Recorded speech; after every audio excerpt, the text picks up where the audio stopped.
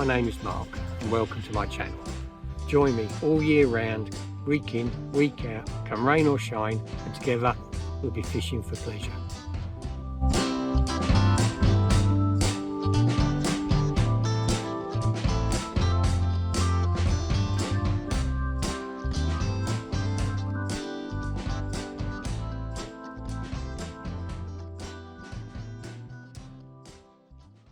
Good afternoon troops, welcome to the channel. Another day, another drain. And where do we start? There's Zander in there somewhere. Just finding them. Left or right, up or down. Let's do this. First thing to do, find a swim. Believe it or not, that's a swim. That's the before shot, let's get to after. Enough room for 3 rods during daylight hours. Once it gets dark though, I should only have 2 rods out. Tight, natural venue like this, not a lot of room, don't want any mistakes, so after dark it'll be 2 rods, left and right. Well, welcome to a very windswept Fenland drain. And we're out this afternoon, this evening, overnight, in search of Zander.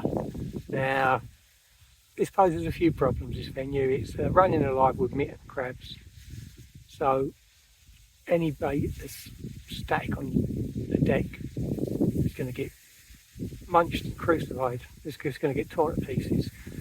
You get constant indications.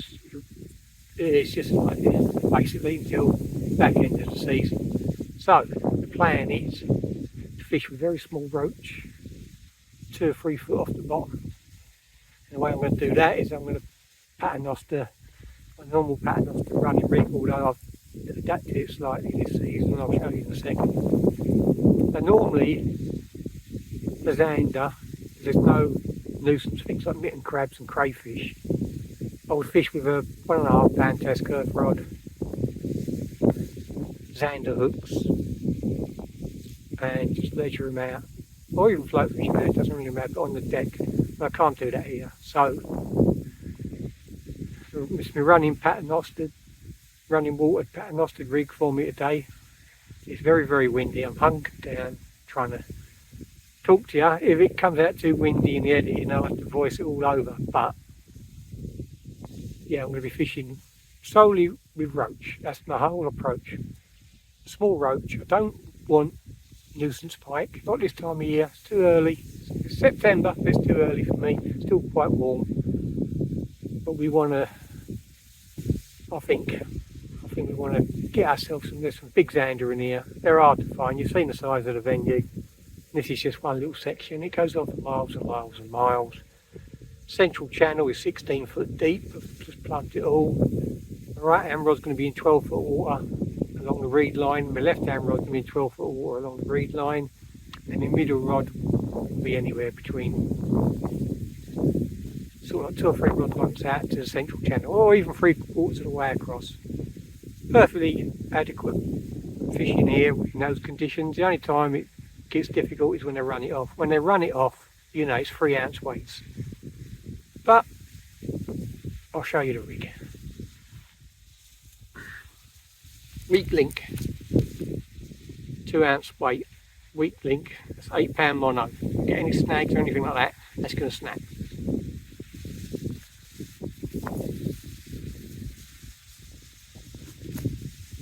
Sliding float, bead, stop knot, set at 16 foot. I've got very stiff rig sleeve there. That's a solid bag stem, but they're very, very stiff. It kicks everything out. Single hook, circle hook. I'm saying that is 2 to 3 foot off the bottom. Normally, when you're fishing with a paternoster, you'd want the trace no more than half the length of the drop. So if your drop's 3 foot, your trace can be up to 15 inches. But I've got about 12-inch trace there, and hopefully that'll be the business. So you've got floats for indication, you've also got alarms, obviously going to be fishing in the darkness. But yeah, we're raring to go.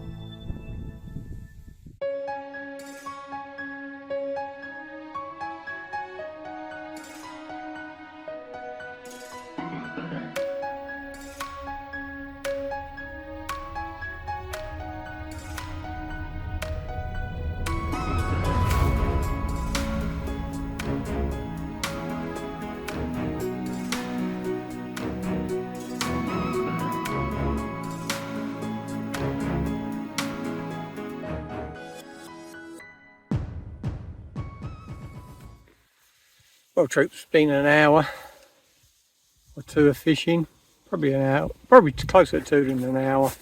And the first abortive run. I couldn't work out, oh, let me get comfy. Yeah, I couldn't work out why my indication was really poor. I thought, what is going on here? I could tell by the way the line was moving, there's something there, but I wasn't getting any indication at all on the float. Something wrong here. Anyway, I wound down. Anyway, bit the roach in half, whatever it was. And when I reeled in, I realised that my stop knot was gone. Obviously, I didn't tie that on very well. So I put a new stop knot on at the correct depth, and we're away and fishing again. But obviously, it wasn't. I don't think it was a pike, because a pike would have wolfed that little roach down. So it's either a perch has grabbed hold of it or a Zander's grabbed hold of it. Hoping the latter. But it's a good, you know, get a little bit of confidence, you know, the fish are out there. That's a good thing. So it's, I say, we started fishing about 4. It's almost 6 now, so 5:30, 5:45. So hopefully the fish will move in and we'll get some action. And you can catch Zander all day. They do feed at night. They are nocturnal, but they do feed all day. You know, it's just that, you know, you've got a better chance of catching them in low light levels, darkness, getting into light, middle of the night. I mean, it's glorious sunshine here. And I've had them in glorious sunshine, but that's boosted my confidence a little bit. There's, you know, stuff out there, so hopefully it won't be too long before I get bends in the rod. First predator of the river season.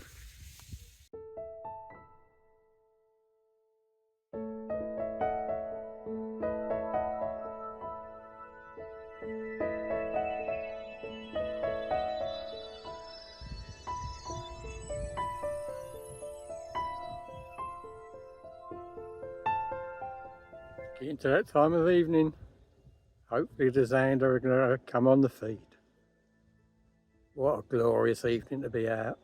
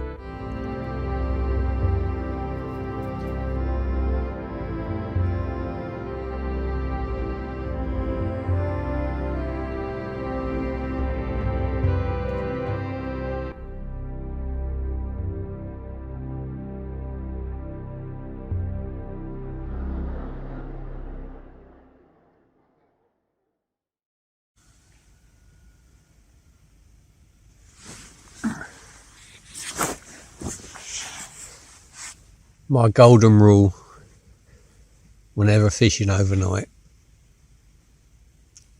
You got to be on that water at first light. You got to be up.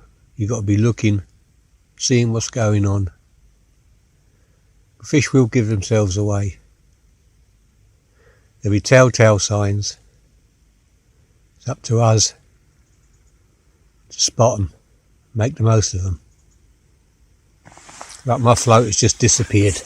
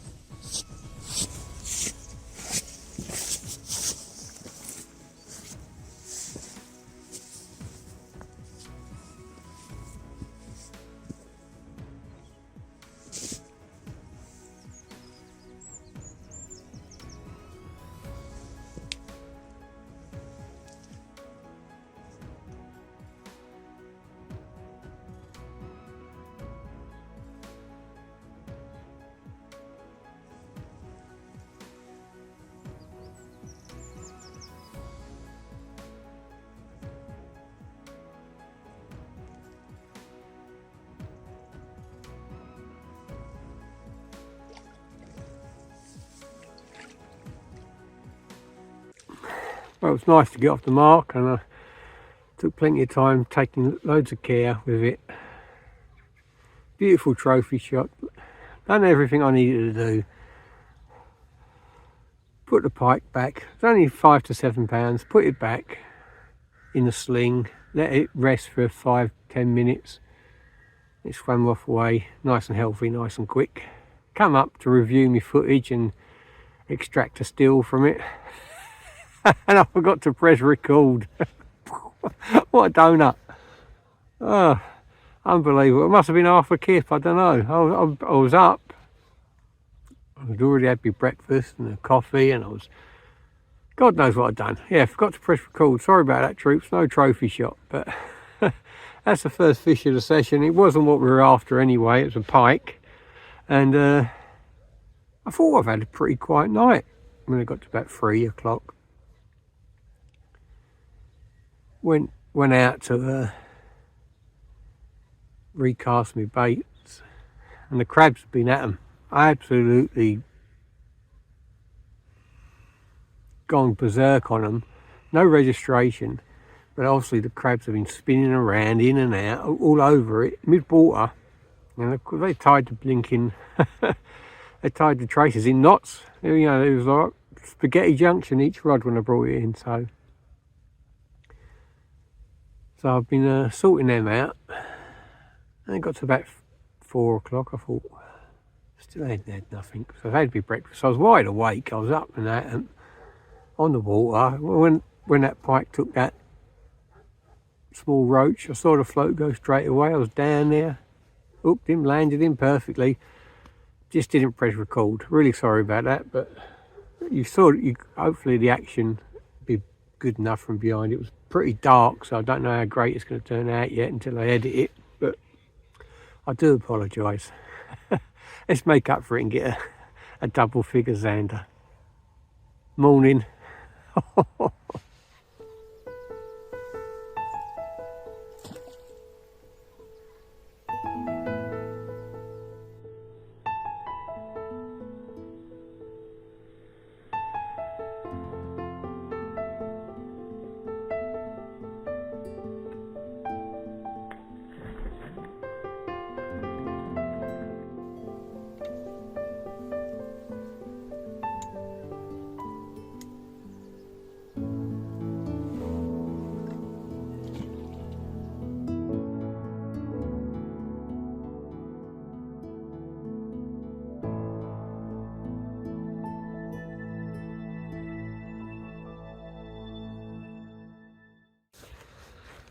Well, that's the last hour, troops. It's very, very bright, very sunny. Not conducive for Zander. Now, you know, we've had the dusk and dawn and the darkness, and hasn't produced any. Learnt a lot. The nuisance stuff, the crabs can still take your bait mid-water, which is a bit of a gut. Thought I'd had a system there where I could avoid them, but no dice. So back to the drawing board. I know if I use eel sections, it doesn't matter if they're on the deck, they're really tough, the crabs can't get through them, but they're still going to be playing with them all night. So, don't know. It might be a case of leaving the all-nighter out and just concentrate on evening sessions and morning sessions, but then this time of year you don't get a lot of time in the evening either. But it's very, very sunny, so I'm gonna give it another hour and then I'll be away. So it's gonna, I might, you know, I mean, restrict my Zander sessions to overcast, rainy days, grey days. You know, it's very, very bright. I mean, they do feed during the day, but let's crack on, see if we can winkle one out before end of play.